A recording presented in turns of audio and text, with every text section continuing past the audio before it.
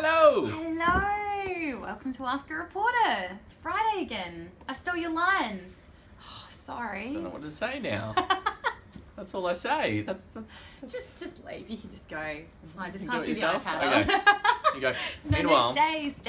just to give you a bit of a behind the scenes look here, for Ask a Reporter, didn't have enough charge in the old iPad, so Wasn't there you prepared. go. Oh, always be prepared. We have the thing on charge right now. Lots of questions to get to. Thank you very much for joining us. My name is Nathan. This is Amelia.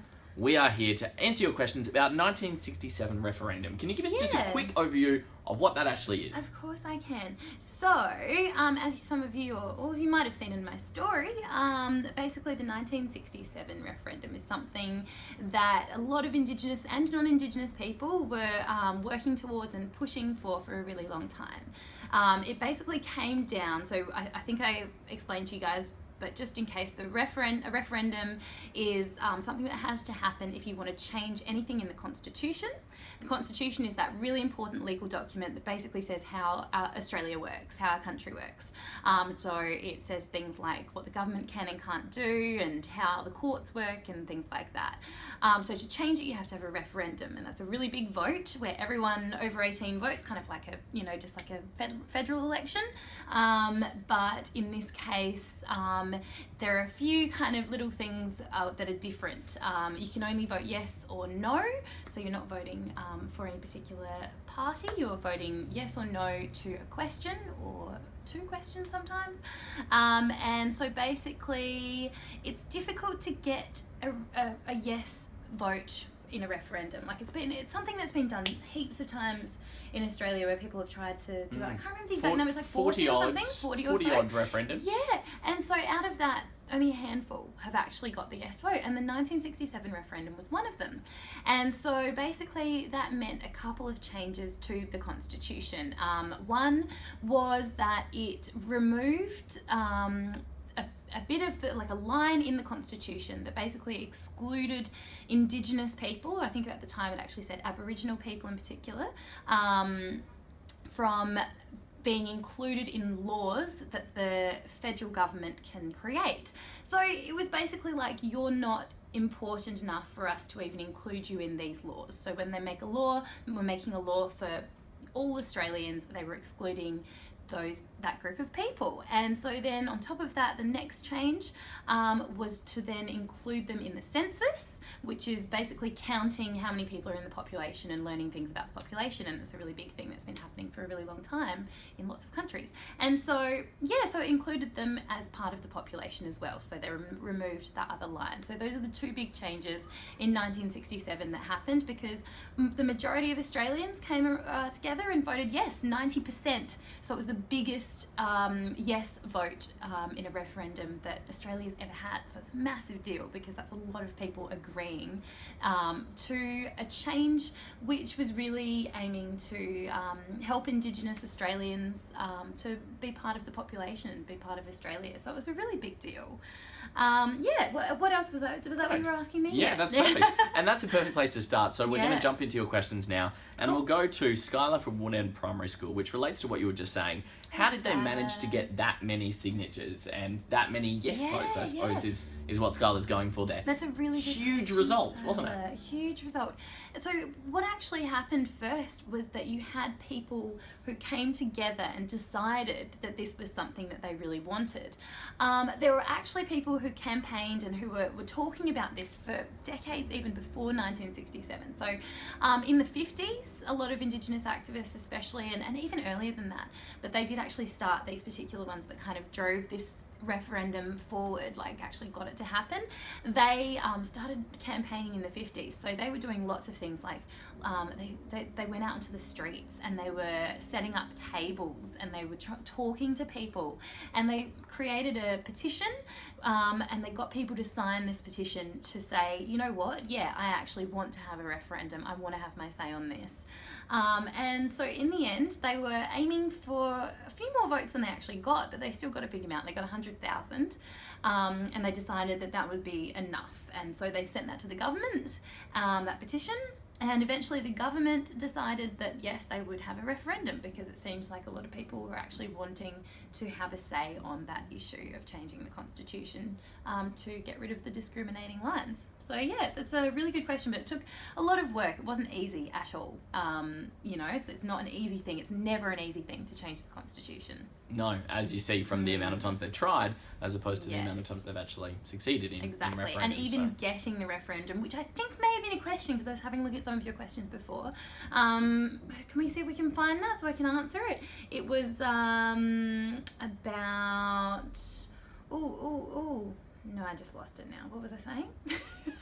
One of you asked a really good question, but we'll get to it. We'll find it Why didn't they start anyway. campaigning for a referendum before 1967? No, that's all right. We'll get to it eventually. I've forgotten. We've got a few. That's okay. Ethan C's question is up next, and he wanted to know, if a big event like this didn't happen, would Australian culture and laws and history be different? Do you think this had an That's a really impact? good question, Ethan. So a lot of Indigenous people see this as having quite a big impact. Others feel like there is still some things that are quite wrong and that it didn't really make as much of an impact as it could have. So, for instance, the Constitution still includes sections which allow the government to make laws based on race.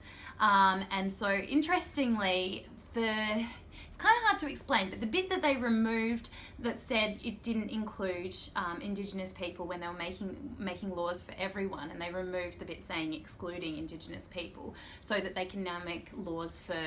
It was kind of like for all different races as well, so they can still make laws based on race. So basically this part of the Constitution still sort of says that the government can do something like that, so make a law specifically because this person is this race. And it was meant to be a positive thing, but some see that as actually being quite a negative thing, and some people are still trying to change the Constitution again, actually, they think that should go completely so that the government actually doesn't have that power at all.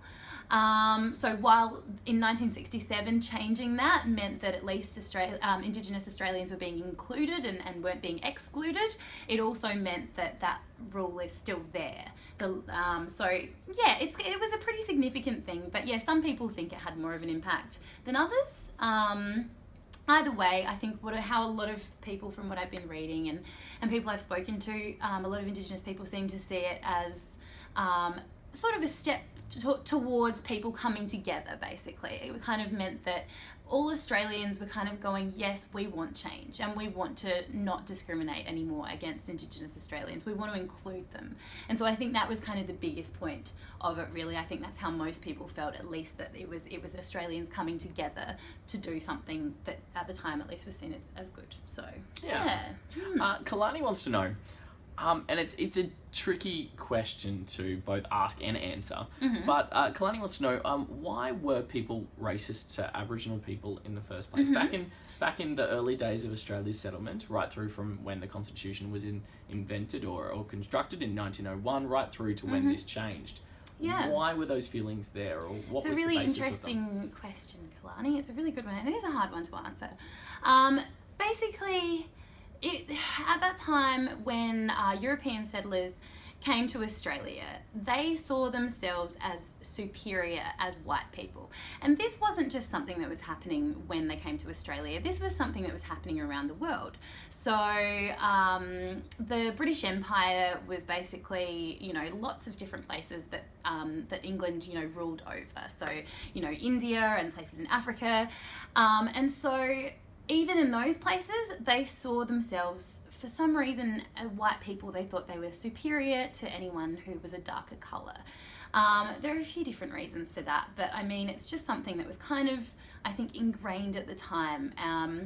Part of it might have also been that what they saw at the time as, you know, dressing nicely and being clothed and, you know, drinking tea out of teacups and being so-called civilized. Yeah. That, in contrast to somebody who lives off the land and walks around, you know, partly naked, and who forages and lives out in the bush, that to them seemed like it was uncivilized.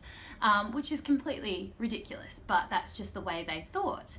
And so when somebody thinks like that and then tells somebody else that that's the way it is and these people must be silly, they thought they were stupid, you know, which was completely not the case. I mean, Indigenous Australians made all these incredible things like spears, and they hunted, and they had their whole culture, so, and had invented all these amazing things long before European settlers came. So it was a completely ridiculous thing. But they just saw it that way, and so when one person says that and they tell other people, you know, that's how that kind of racism begins. And then from then on, you know, it started to be like when the Constitution was created, at the, you know, turn of the century, that was when they, you know, just immediately started excluding them. And from there it just keeps going that way. If you think somebody isn't as good as you, doesn't deserve the same rights as you, and then the governments are saying that, the politicians are saying that, and everyone just thinks that way and acts that way and treats those people badly, it kind of just continues. And it's a really difficult thing to change.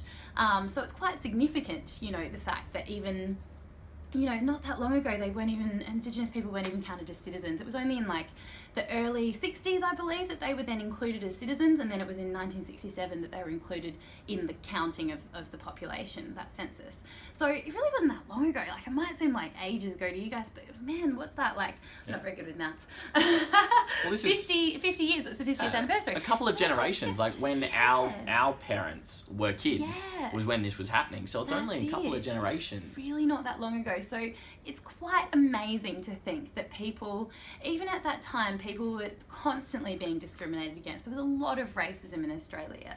And, you know, there's still troubles today, but we have come a massive way, like such a long way.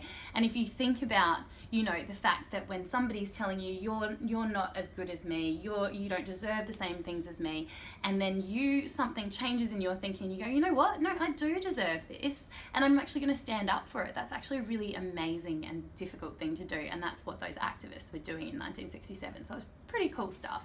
Well and said. Very brave. Well said. Nora wants to know, and this kind of goes into what you were saying there, why didn't they start campaigning for a referendum before 1967? Like, how did it take so long to get that momentum up from when the Constitution started in 1901 right the way through? Yeah, well, it's a really good question, but here's the thing. They actually were, like I was saying before, there were people in the 30s and 40s, Indigenous people, who were standing up for their rights and saying that this isn't okay and we should deserve to be treated differently.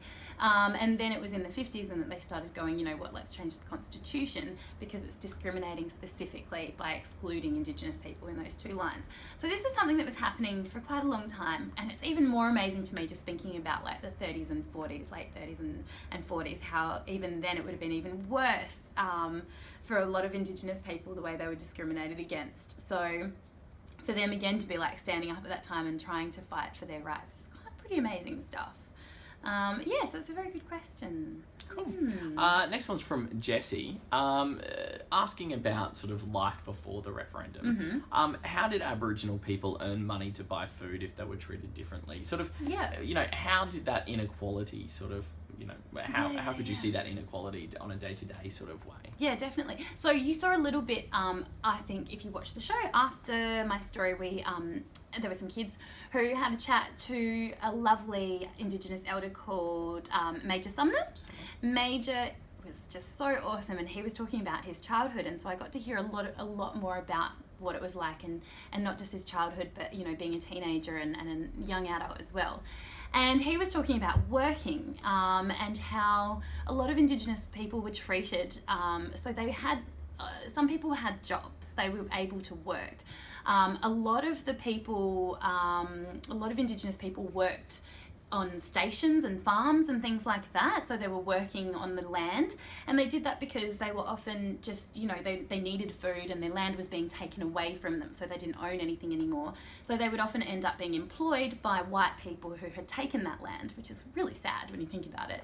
And so they were often being paid absolutely nothing or very little. So sometimes they were just working for food and for somewhere to sleep. So it was really terrible. But that's kind of how, some people lived. Others were sort of out in fringe camps, like Major, so he was not even allowed to live in the city or anywhere close to the city or anywhere close to white people. So you were out in the bush and doing your thing there. But then you were also made to go to school. And I think you guys might have heard Major's, what he was talking about the school buses that would just drive past because they weren't allowed. They were told you're not allowed to pick up any Indigenous kids. You're not allowed to pick them up. And so they just have to walk for so long to get from their fringe camp to the school, and if they didn't go to school they would get in so much trouble, so they had to make it there no matter what. So they would walk for really long distances to school and then back again. So basically they were segregated, but at the same time it was white people saying, but you need to do this too, you need to act this way, you need to wear clothes, you need to be polite and friendly, but you need to live really far away too.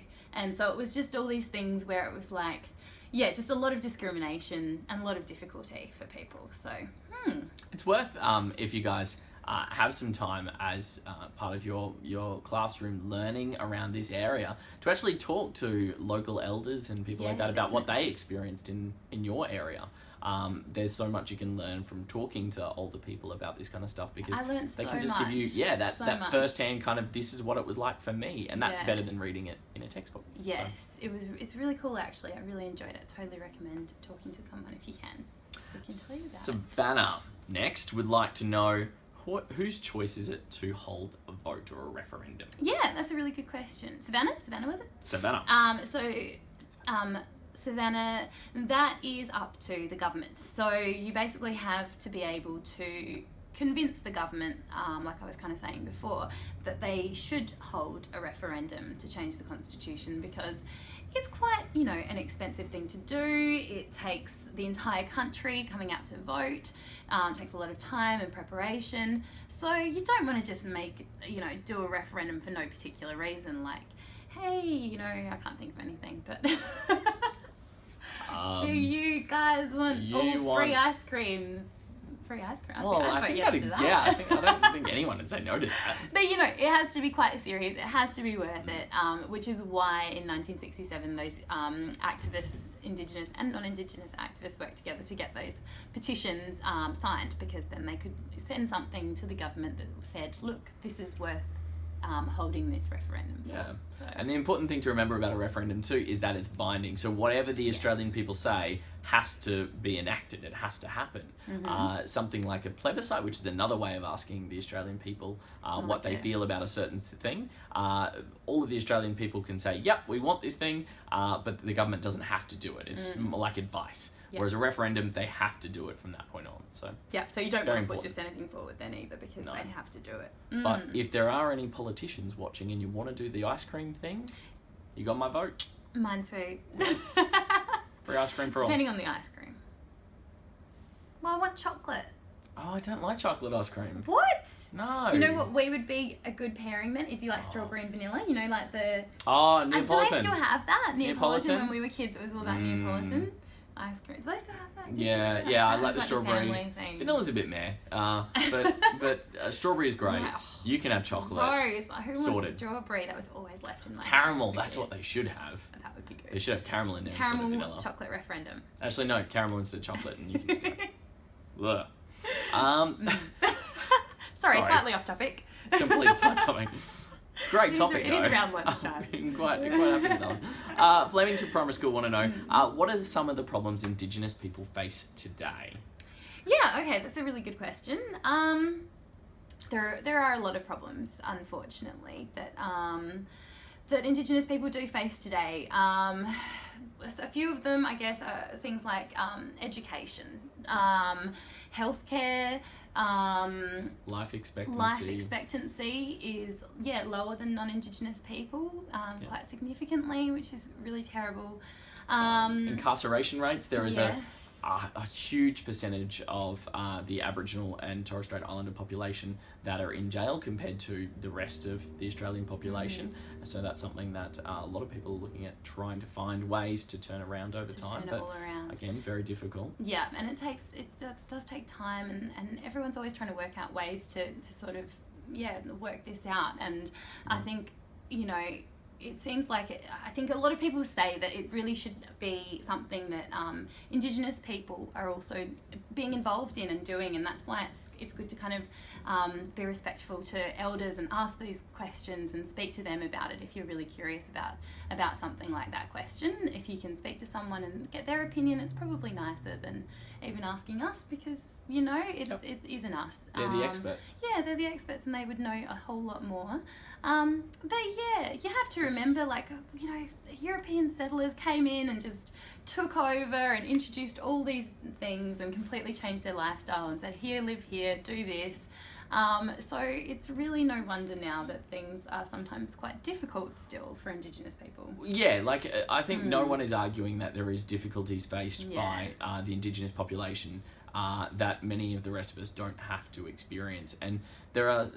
The problem is there's a lot of different ways that people are looking at to fight those problems. And so some people are saying, right, we need to fix all of these problems, like the life expectancy and violence and incarceration rates and things like that. Like, we have to fix those problems. Whereas some other people are saying, right, maybe we need to get the overall kind of how we view these people with things like treaties and referendums and changes to the Constitution, which we're talking about this week with the Uluru Convention that's happening in the Northern Territory right now. Maybe we need to get those big picture things right first before we can start fixing those other issues that are sort of day-to-day issues that we really need to focus on as well. So there's a lot of talk about that, and it's something that will continue to be talked about, especially this week with the Uluru Convention that's happening now, but certainly for many years to come. Yes, yeah. And one of the ways they're also trying to fix that is having more Indigenous voices in powerful places, like in Parliament, and having Indigenous politicians. Stuff like that is also really helpful. So that, there are things that are being done to help work out some of these issues. Another question from Flemington Primary School, which leads perfectly into the story that you're doing for this week. Now, we mentioned it there, the Uluru Convention. Amelia is covering that for this week. So next week, you will hear all about what is happening in the Northern Territory. But the question from Flemington Primary School is, what changes still need to be made to support Indigenous rights? And that's something that they're talking about right now, isn't it? Yeah, do you want me to talk about that? So here's a little preview then. All right, so basically what they're doing right now... No one else knows this story's coming up. Is... Hot off the presses. 300 Indigenous, Aboriginal and Torres Strait Islander leaders have all gone to Uluru to have a big sort of national convention. So they've come from all around Australia, and they've been having meetings in every state to sort of talk to Indigenous people, and then they've taken a few of them from every state, and they've all been invited to come together and discuss how they want to be recognised and what recognition means to them. So basically the biggest thing that they're speaking about is changing the Constitution again. So like in 1967, there would have to be a referendum, and we'd all have to vote if you're over 18. So basically what it would do is recognise in the Constitution that Indigenous people are Australia's first people. That's sort of one of the biggest things that's been discussed. And it's been discussed for decades, you know, just like we were saying with 1967. It doesn't just happen overnight. People talk about this for a long time and push for it and say they want it or they don't want it. And it's something a lot of Indigenous people want. I think it's something a lot of non-Indigenous people want. I, for one, think it's a great idea. So, yeah, that's what they're kind of talking about. But they're also talking about other ways that they could get recognition. So some things they're saying, and we'll find out more this afternoon when they actually make a decision at the end of this meeting they've been having for days. But basically they're talking about some other things like even creating a treaty, which is sort of an agreement between Indigenous Australians and the government. And basically it could say all sorts of different things. So it might have terms, you know, just like a bit of a contract kind of thing, but both would have to agree to it. So that could be anything from the government providing compensation to people like the stolen generations who have suffered horribly over the years.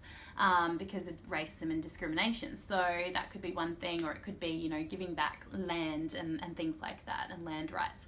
So basically they'd put some terms into this treaty. So that's one thing that's being talked about. We don't know if it'll happen yet.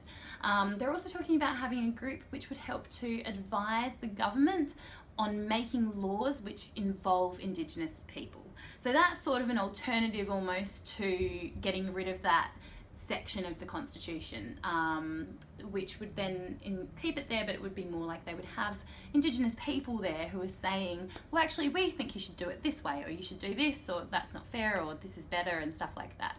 So that's a few things that are coming out of it. So this is all developing, like it's not all finished. It's not like, yay, Indigenous people are happy now and everything's wonderful and we're all together. There are still a lot of rights movements that are happening and people pushing for change. So yeah, it's definitely a pretty interesting time, and who knows, maybe kids in, like 50 years will be talking about this referendum if it happens, if and when. Yeah. So it'll be up to the government in the end after this meeting to decide on the way that they want to kind of get this moving. So whether they have a referendum, when they have a referendum, if there's a treaty or this Indigenous group of advisors to the government. So things like that, it ends up being up to Parliament to work that out. So yeah, but it's pretty interesting stuff.